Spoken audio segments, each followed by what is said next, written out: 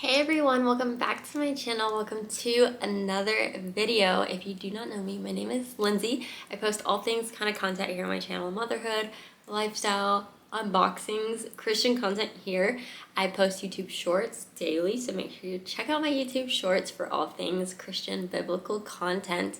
But a few days ago, I posted a YouTube short talking about a summer holy girl habit, which got quite a bit of views on it, thankfully. I love having content to bring you guys that are inspirational and teaching with a lot of comments. So basically, I wanted to sit down and do like a whole video chat with you guys about it and kind of just emphasize more, because YouTube shorts, you only get 15 to 60 seconds. So I just wanted to make a longer form kind of video explaining it and just hopefully can give you some inspiration and teach you all things Christian content here. So let's go ahead and jump in.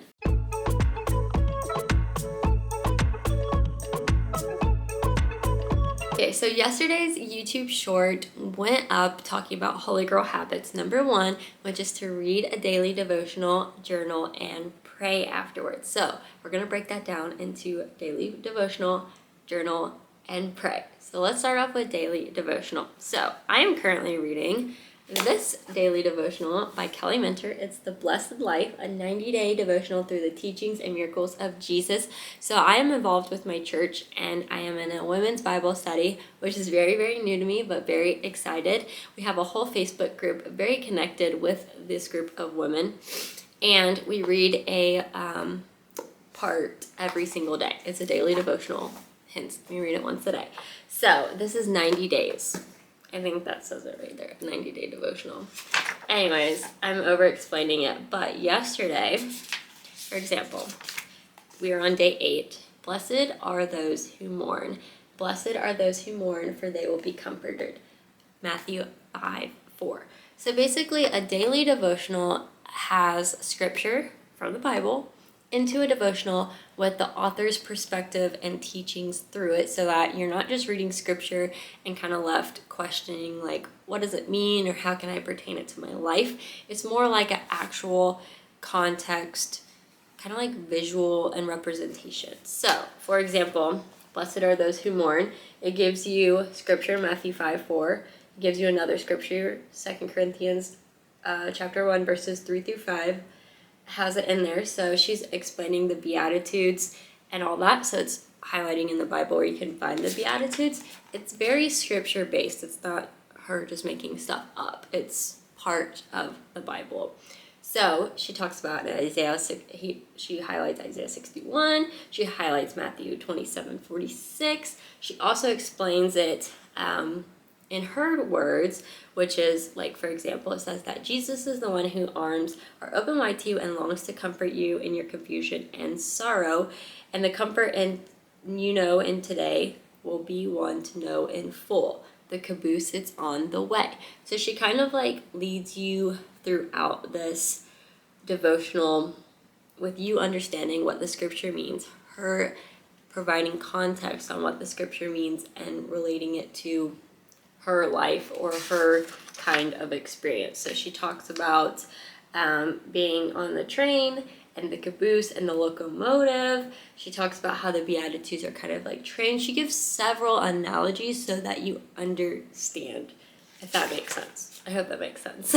Once you start reading a devotional, you'll kind of understand the context and where it's coming from, but she has the scripture to back it up. It's not just her writing stuff down like a self-help book where you're just listening to somebody give you advice. This comes straight from the Bible, straight from scripture.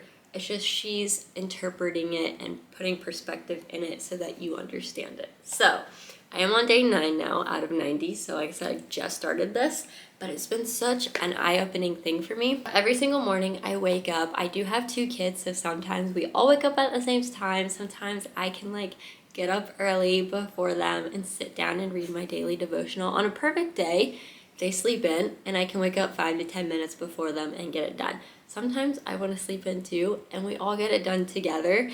And we sit at the table, eat breakfast, and like I said, it takes me 5 to 10 minutes to do my daily devotional and to do my journal and prayer afterwards.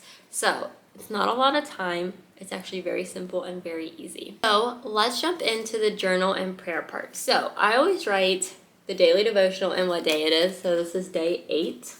And here are my notes. I wrote, the one who promises you comfort is the one who knows your grief. Jesus' arms are open wide to who wants to be in comfort.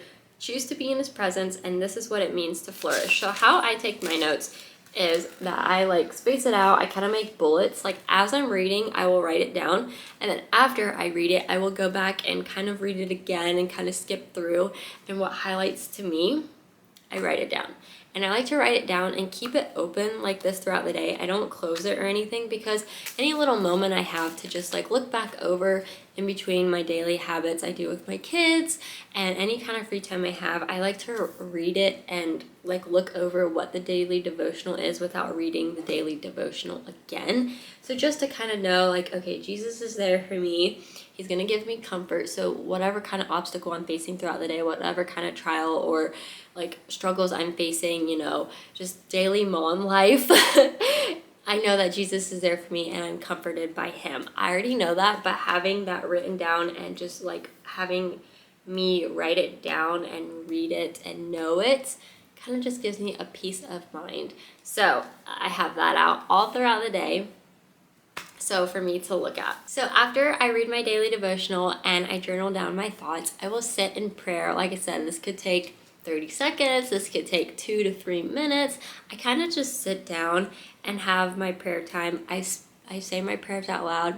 My kids are with me sometimes. My kids are not with me sometimes. I have this conversation with Jesus and I just ask him that the daily devotional impact me and everyone in our Bible study who read it kind of understand what the daily devotional is saying and to comfort us in our needs and everything like that. I kind of go back to what I learned in the daily devotional and put that back into my prayers and put that back into my life where it's like a full circle moment. I do my devotional, I do my journal, I do my prayer, and it's all connected, and it's a different daily devotional and it's a different topic every time. So it's like it's a different topic and it's a different subject, but somehow they're all interconnected. That's like the good thing about scripture is that it makes sense. It's not just here, here, here, here, and you have to figure it out. It's already figured out. You just have to read and you also have to look and you also have to pray. So that's a really good thing about this. But anyway, guys, I hope you enjoy these little Christian Girl Talk videos. I will be back next week with a new one, so make sure you are subscribed, give this video a big thumbs up, and I'll see you then. Bye.